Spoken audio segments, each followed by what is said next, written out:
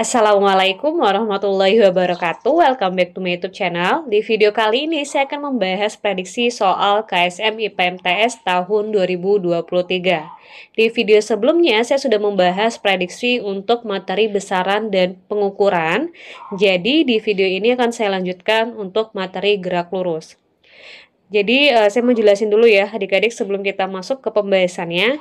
Saya sudah melakukan analisa terhadap beberapa tahun soal KSM dari tahun 2019, 2018 dan 2022. Nah, jadi dari beberapa tahun tersebut ya, saya sudah melihat bahwasannya untuk materi gerak lurus itu termasuk materi yang cukup sering keluar. Seperti yang terlihat di di tabel ini. Untuk materi gerak lurus, baik gerak lurus beraturan maupun gerak lurus berubah beraturan, itu adalah materi yang paling banyak keluar pada tahun 2022. Jadi kalau dijumlahkan ini sekitar ada 4 soal ya, bukan 5 ya. 1, 2, 3, 4. Nah, kemudian di 2019 ada 1 soal. Di 2018 ada 2 soal. Artinya untuk materi gerak lurus ini dia tidak pernah absen di soal KSM untuk tingkat IPA MTS. Oke, tanpa panjang lebar lagi, langsung aja kita masuk ke pembahasan soalnya. Soal yang pertama adalah perhatikan gambar lintasan gerak benda vertikal ke atas berikut. Pernyataan yang tepat di bawah ini berdasarkan konsep GVA adalah, nah jadi saya mau jelasin dulu ya adik-adik, kalau untuk gambar yang seperti ini, sebenarnya ini bukan untuk gambar gerak vertikal ke atas, tapi lebih tepatnya untuk gambar gerak parabola. Nah, kenapa lebih tepatnya untuk gerak parabola? Karena yang pertama adalah di sini dia punya sudut, ya ada tetanya. Kemudian gerakan bendanya itu adalah melengkung. Nah, kalau melengkung seperti ini, dia lebih cocok untuk gerak parabola. Namun karena di soalnya dia meminta kita menyelesaikan soal ini dengan konsep gerak vertikal ke atas, sehingga kita selesaikan aja dengan konsep dari gerak vertikal ke atas. Oke, langsung aja, ini saya hapus dulu. Langsung aja kita bahas untuk statement yang pertama. Waktu benda bergerak pada lintasan AHG lebih lama daripada CHE. Nah, sekarang kita lihat ya adik-adik. Untuk AHG dan CHE, dia memiliki titik maksimum yang sama. Titik maksimum itu adalah titik tertingginya. Nah, yaitu sama-sama berada di titik H. Karena dia berada pada H-max yang sama, maka dia memiliki T yang sama atau waktu tempuh yang sama. Sehingga untuk statement yang pertama ini salah, sementara statement yang keempat ini benar, karena waktu atau lama benda bergerak pada semua lintasan bernilai sama. Nah, kenapa kita bisa bernilai sama? Karena untuk lintasan BHF maksudnya, titik tertingginya juga sama, yaitu di titik H. Kita lanjut ke statement yang kedua. Nilai energi mekanik di posisi H sama dengan energi potensialnya. Kita lihat ya, kalau di gambar ini, kita ubah aja gambarnya ya. Ini kan dia lebih ke gerak parabola ya. Kita buat aja gambar untuk benda yang mengalami gerak vertikal ke atas. Anggap aja misalnya ini benda, kita lemparkan ke atas, maka dia akan bergerak ke atas lurus ya. Ini sorry kalau gambarnya agak miring, karena dia seharusnya lurus, cuman saya agak susah menggambarnya. Nah, anggaplah ini lurus, kemudian dia mencapai di titik tertinggi ya, di sini, di H maksimum. Nah, jadi ketika benda dia terlempar ke atas, tentunya dia akan bergerak berlawanan dengan nilai dari percepatan gravitasi bumi yang arahnya ke bawah. Nah, karena dia berlawanan dengan percepatan gravitasi bumi, sehingga nilai A dari benda ini akan semakin berkurang. Nah, sehingga dia akan mencapai di titik tertinggi. Nah, setelah benda tersebut mencapai di titik tertinggi, dia akan berhenti atau V-nya sama dengan 0. Setelah dia berhenti, barulah dia bergerak turun ke bawah, seperti itu. Nah, artinya karena V-nya sama dengan 0, sehingga nanti nilai dari energi mekaniknya sama dengan energi potensialnya. Nah, kenapa bisa seperti ini ya? Karena seperti yang kita ketahui, energi mekanik itu adalah penjumlahan dari energi kinetik ditambah dengan energi potensial. Energi kinetik itu sendiri dirumuskan dengan setengah mv kuadrat. Nah, karena V-nya bernilai sama dengan 0, 0 dikalikan angka berapapun, hasilnya akan sama dengan 0. Sehingga nanti diperoleh energi mekanik sama dengan 0 ditambah energi potensial. Artinya, energi mekanik sama dengan energi potensial. Sehingga statement yang kedua itu benar. Kita lanjut ke statement yang ketiga. Nilai energi kinetik di posisi H bernilai maksimum. Ini jelas salah ya adik-adik, karena udah saya jelaskan tadi. Ketika di H maksimum, V-nya sama dengan 0. Nah, karena V-nya sama dengan 0, sehingga EK bernilai minimum. Sehingga statement yang benar itu adalah statement 2 dan 4 dan jawabannya adalah C. Kita lanjut ke pembahasan soal nomor 5. Kita langsung aja ke sini adik-adik. Jadi kalau ada soal yang terlalu panjang kayak gini, kamu langsung fokus ke kalimat yang ada angkanya. Ini kan ada angka 30 kW. Nah, kita baca dulu dari ini. Ada J motor memiliki daya maksimumnya adalah 30 kW.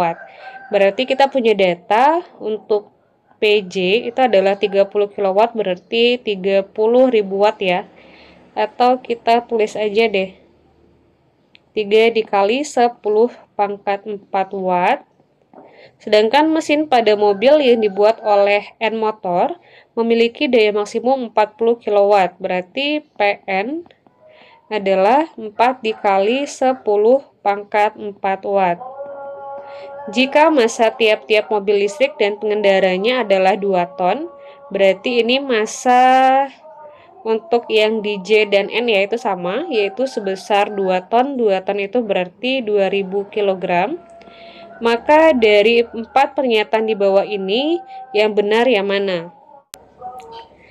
Langsung aja kita cek untuk statement yang pertama. Mesin pada mobil listrik J motor mampu mengubah gerak yang besarnya 2 meter per sekon menjadi 4 meter per sekon dalam waktu 1 sekon. Nah, langsung aja kita bahas. Jadi, persamaan dari daya itu adalah E dibagi T atau energi dibagi dengan waktu. Nah, seperti yang kita ketahui, energi itu kan banyak ya adik-adik bentuknya. Karena di soal ini diketahui datanya berupa V ya, berupa kecepatan, sehingga energi yang kita gunakan di sini adalah energi kinetik. Ya, rumusnya adalah setengah mv kuadrat. Nah, sehingga persamaan ini bisa kita ubah menjadi delta EK sama dengan P dikali T. Nah, kenapa kita menggunakan delta?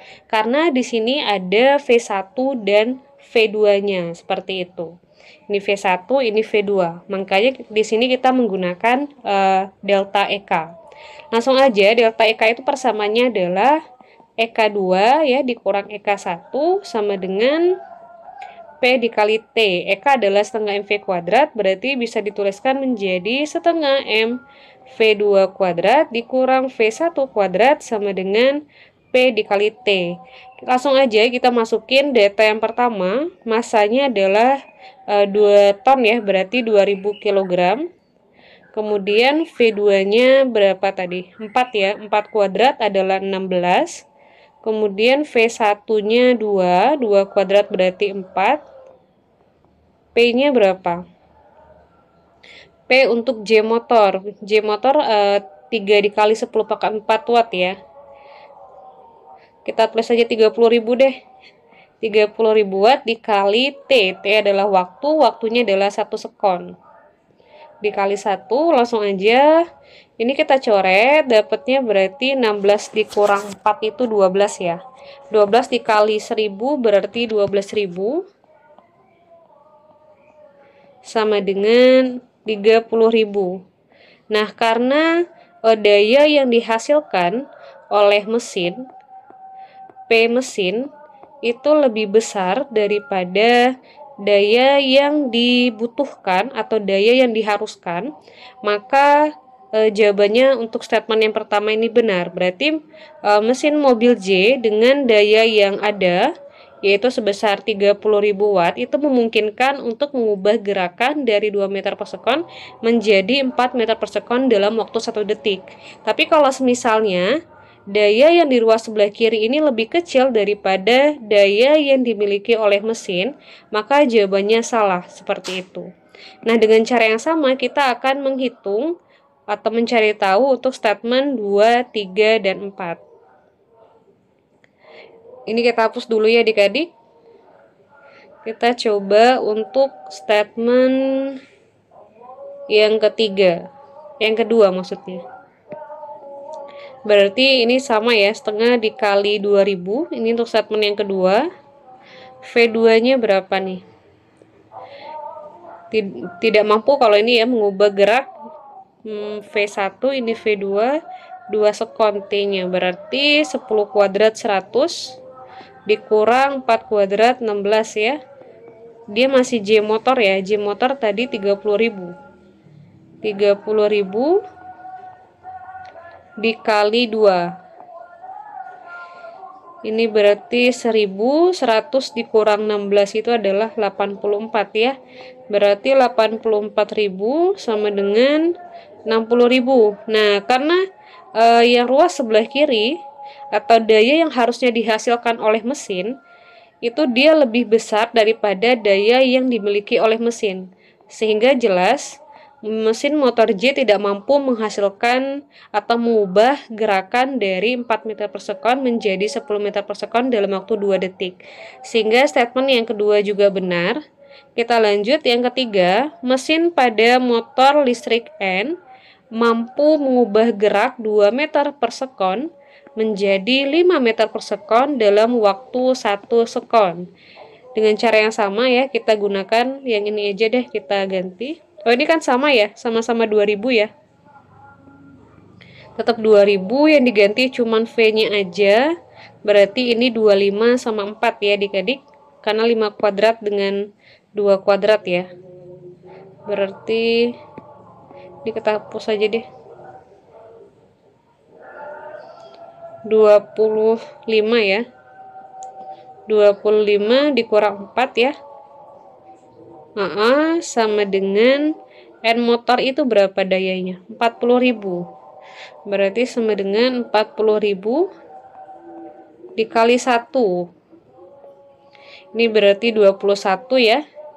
Ini 1000 berarti 21.000 sama dengan 40.000. Nah, karena ruas sebelah kiri lebih besar daripada ruas sebelah kanan sehingga tidak mampu mesin motor L, maksudnya mesin mobil N motor itu tidak mampu mengubah gerakan dari 2 meter per sekon menjadi 5 meter per sekon. Berarti yang ketiga salah. Kita lanjut yang keempat.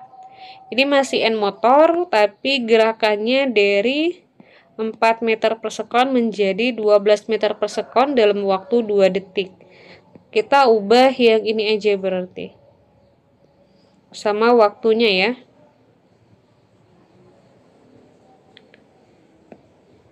12 dikuadratkan ya, berarti 114 ya. Kemudian berapa? 144. 144. 12 kuadrat 144 dengan P1-nya 4 kuadrat berarti 16. Kemudian T-nya 2. Ini dikurangin hasilnya adalah 128 dikali 1000 berarti 128.000. Sama dengan ini 8 ya, berarti 80.000. Nah, ini juga sama ya kayak yang tadi adik-adik. Ruas sebelah kiri lebih besar daripada ruas sebelah kanan, berarti dia tidak mampu. Nah, karena di statement ini tidak mampu, berarti jawabannya benar. Jadi, statement yang benar adalah 1, 2, dan 4 ya. Kita coba lihat ke option.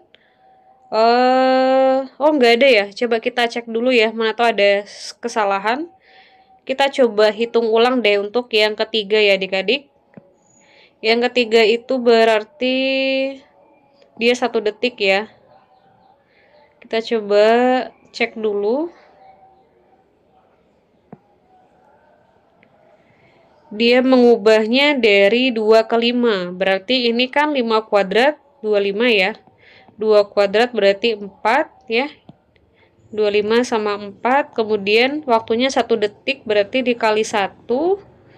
25 dikurang 4 adalah 21. Dikali 1000 berarti 21.000. Sama dengan 40.000.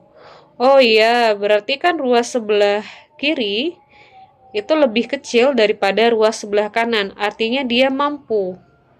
Berarti kita lihat, oh dia mampu ya. Sorry. Berarti statement yang ketiga ini juga benar adik-adik.